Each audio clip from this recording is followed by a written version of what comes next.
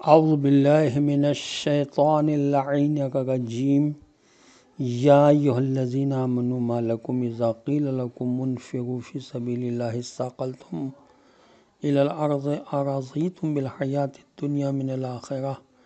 فما متاع الحیاۃ الدنیا فی الآخرۃ الا قلیل۔ صدق اللہ العلی العظیم۔ السلام علیکم ورحمۃ اللہ وبرکاتہ۔ اللہ تبارک و تعالیٰ کا شکر ہے کہ سورہ توبہ کی آیت نمبر 38 کی تلاوت کا میں نے شرف حاصل کیا، جس کا ترجمہ یہ ہے کہ اے وہ لوگوں جو ایمان لا چکے ہو، آخر تمہیں ہو کیا گیا ہے کہ جب بھی تم سے اللہ کی راہ میں نکلنے کو کہا گیا تو تم زمین سے چپک کر رہ گئے؟ کیا تم نے آخرت کے بدلے میں اس فانی دنیا کی زندگی کو پسند کر لیا ہے؟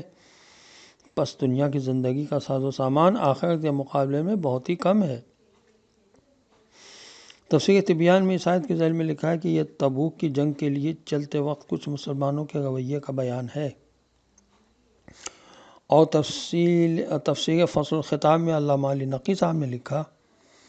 کیونکہ اس جنگ پر چلنے کا حکم بڑی سخت گرمی کے موسم میں ہوا تھا اور پھر مقابلہ بھی سلطنت روما سے تھا، اس لیے مسلمان بڑی مشکل سے جنگ پر آمادہ ہوئے تھے۔ اب یہ کہنا کہ بس صرف 3 آدمی تھے جو آخر تک نہیں گئے اور نادم ہوئے تو یہ غلط ہے، اس لیے کہ ان کی توبہ کی قبولیت کا ذکر تو صراحت سے دوسری آیت میں موجود ہے، مگر 3 عدد کا کردار ایسا تھوڑی ہو سکتا ہے کہ اس پر سارے مسلمانوں کو لتاڑا جائے اور ان سے ایسی سخت اور تلخ باتیں کی جائیں۔ صاف ظاہر ہے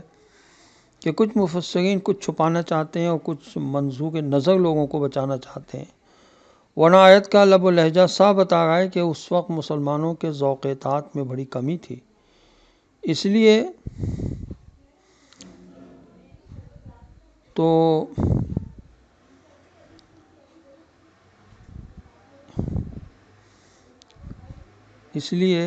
یہ آگے سمجھ میں نہیں آ رہا ہے کیا لکھا ہے۔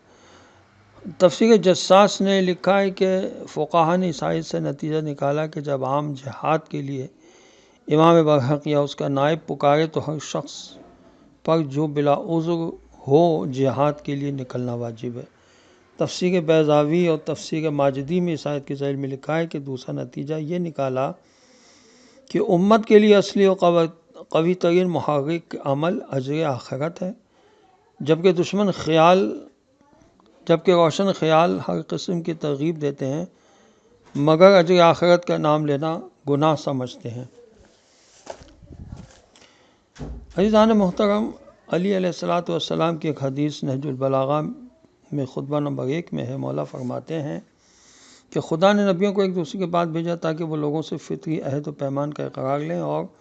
انہیں فراموش شدہ نعمتیں یاد دلائیں اور حکم الہی پہنچا کر ان پر حجت تمام کر دیں اور لوگوں کی عقل کی پوشیدہ صلاحیتوں کو اجاگر کریں اور انہیں قدرت الہی کی نشانیاں دکھلائیں۔ انبیاء علیہ السلام کے اخلاق و تربیت کے کچھ نمونے پیش کرنا چاہتا ہوں میں، جیسے حضرت نوح علیہ السلام کے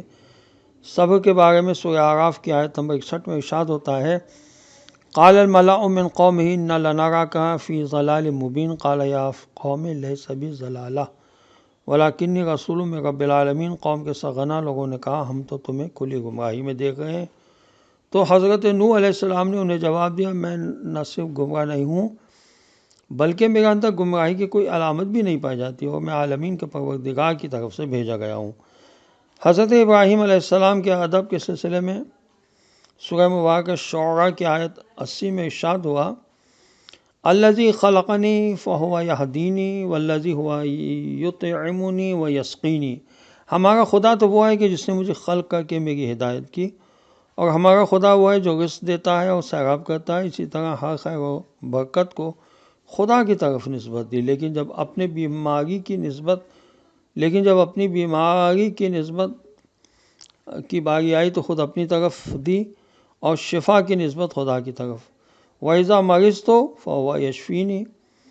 حضرت ابراہیم علیہ السلام چونکہ پروردگار کی حمد و ثنا کر رہے تھے، اس لیے مناسب نہیں تھا کہ بیماری کی نسبت خدا کی طرف دیتے، اگرچہ بیماری اسی کی طرف سے ہے، اور جب شفا دینے کی بات آئی تو اس سے خدا کی عطا اور رحمت بتایا۔ یہ تفسیر المیزان کی جلد 6 صفحہ 269 پر لکھا ہے۔ حضرت اسماعیل علیہ السلام کے صبر کے بارے میں سورہ مبارکہ صافات کی آیت نمبر 102 میں ارشاد ہوتا ہے، جب حضرت ابراہیم علیہ السلام نے اپنے بیٹے حضرت اسماعیل علیہ السلام سے اپنا خواب بیان کیا کہ میں نے خواب میں دیکھا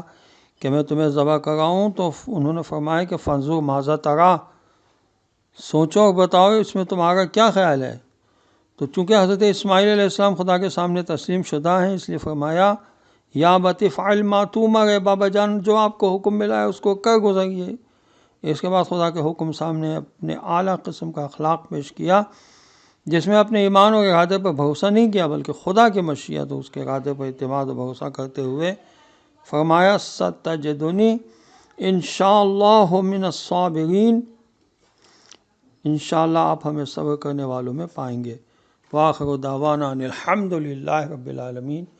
والسلام علیکم ورحمۃ اللہ وبرکاتہ۔